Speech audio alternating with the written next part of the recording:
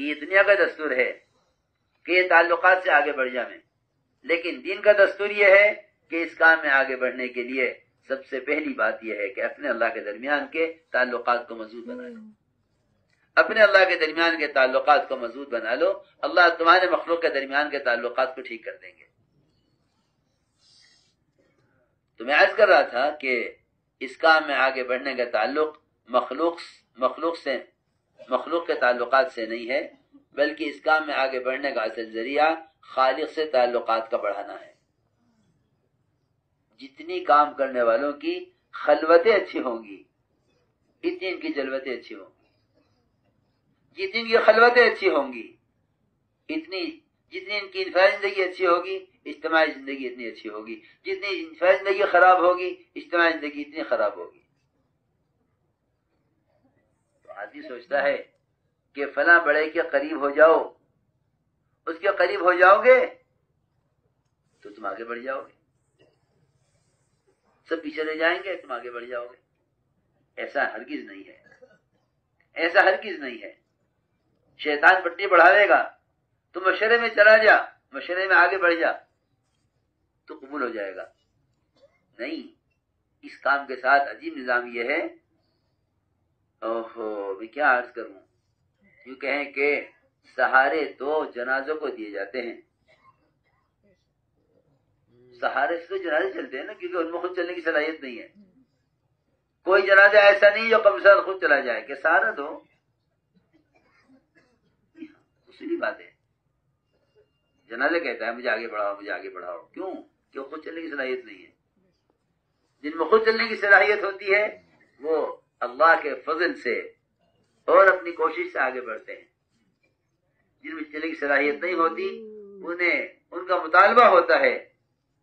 ان کا مطالبہ ہوتا ہے کہ میں آگے بڑھایا جائے۔ دھیان سے سننا بات۔ اس لیے ہمارے کام میں ایک خاص بات یہ ہے کہ ہمارے یہاں کسی چیز کا مطالبہ نہیں ہے، مطالبہ کسی چیز کا نہیں ہے، مطالبہ کسی چیز کا نہیں ہے۔ میں اپنے کام کے تابع ہوں، جو تقاضا ہوگا پورا کروں گا، مطالبہ کسی چیز کا نہیں ہے۔ سنو غور سے بات۔ ایک آدمی تھا عامر بن طفیل، سنو غور سے۔ ایک آدمی تھا عامر بن طفیل۔ اس نے جب یہ دیکھا کہ محمد صلی اللہ علیہ وسلم کو فتوحات ہو رہی ہیں اور لوگ ان کی طرف تیزی سے آ رہے ہیں اور ان کی اجتماعیت ہو رہی ہے اور لوگ ان کی بات مانتے ہیں،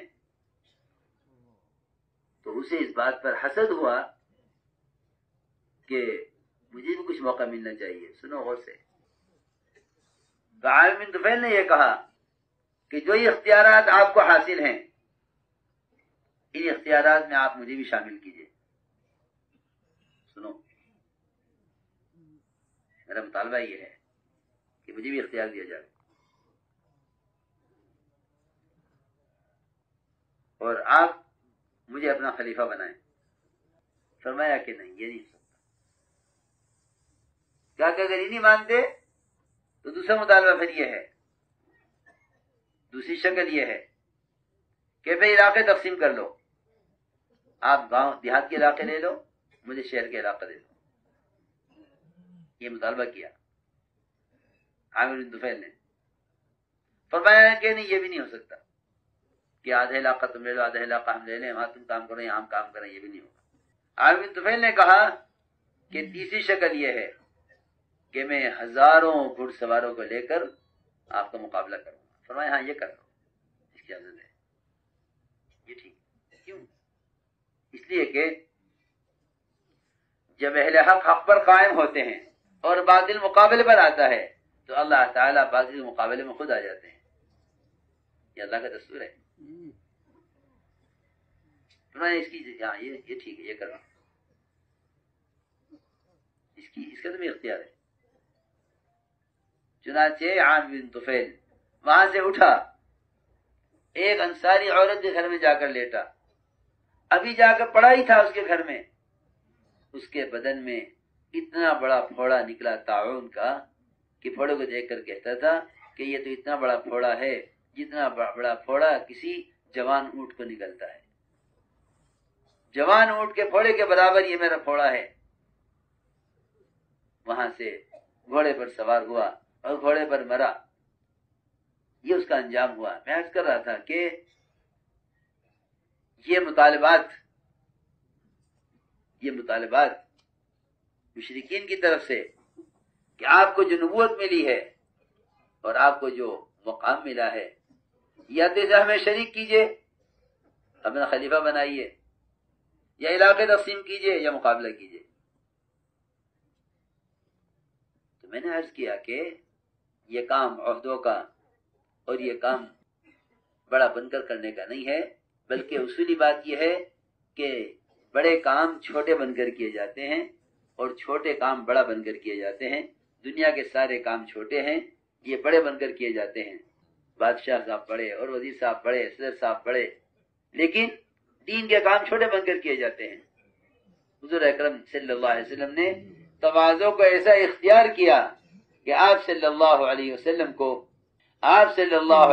کو جب نبوت پیش کی گئی تو دونوں نبوتیں پیش کی گئی، بادشاہت والی بھی اور فقر و فاقے والی بھی۔ تو آپ نے فرمایا کہ مجھے فاقے والی نبوت چاہیے، مجھے چاہیے نبوت فاقے والی، تنگی والی، فقر و فاقے والی، بادشاہت والی نبوت نہیں چاہیے۔ آپ کا فقر والی نبوت کا اختیار کرنا یہ آپ کے اپنے اختیار سے تھا۔ آپ سے کہا گیا کہ آپ تواضع اختیار کریں، اس لیے میں نے عرض کیا کہ دین کے کام چھوٹے بن کر کیے جاتے ہیں اور دنیا کے کام چھوٹے ہیں اور بڑے بن کر کیے جاتے ہیں۔ آپ دیکھیں گے کہ بادشاہ وہ بڑا، وزیر بڑا، صدر بڑا، یہ سب متکبر بن کر کام کرتے ہیں، لیکن حضور اکرم صلی اللہ علیہ وسلم آپ ایسے متواضع کہ آنے والا پوچھتا تھا ایکم محمد، کہ تم سب میں محمد نبی کون سے ہیں؟ آپ کی کوئی امتیازی شان نہیں تھی۔ آپ صلی اللہ علیہ وسلم صحابہ کے درمیان ایسے رہتے کہ آنے والے کو پوچھنا پڑتا تھا کہ آپ میں نبی کون سے ہیں۔ ہم نے عرض کیا کہ اس کام میں آگے بڑھنے کے لیے سب سے بنیادی چیز یہ ہے کہ اپنے اور اللہ کے درمیان کے معاملے کو درست کر لو، اپنے اللہ کے درمیان کے تعلقات کو گہرا کر لو۔ اللہ رب العزت اس پر کام لیں گے، اور جسے اللہ کام لیتے ہیں اسے کوئی کام سے روک نہیں سکتا۔